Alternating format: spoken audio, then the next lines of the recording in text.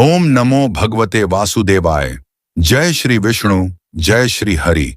हे भक्तों, विष्णु पुराण प्रथम अंश का 10वां अध्याय।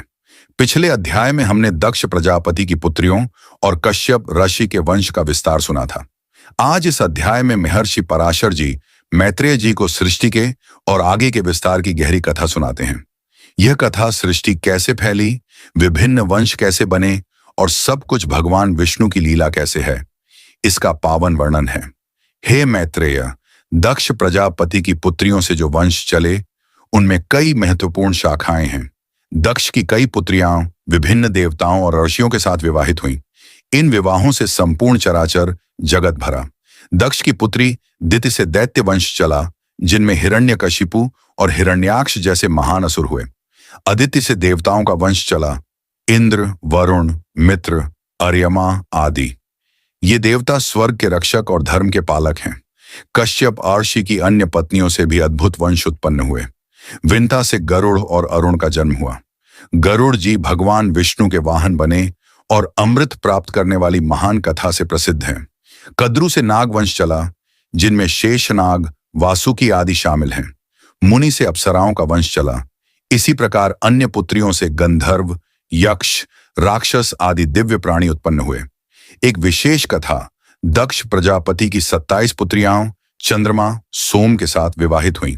इन 27 पुत्रियों के नाम पर ही 27 नक्षत्र बने।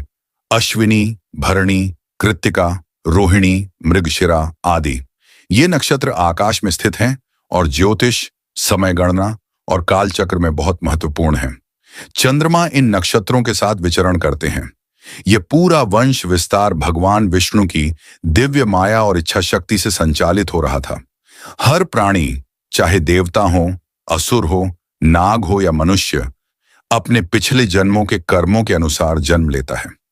पुण्य करने वाले स्वर्ग जाते हैं, पाप करने वाले नरक या निम्न योनि में जाते हैं। भगवान विष्णु ही इस संपूर्ण सृष्टि के मूल कारण हैं।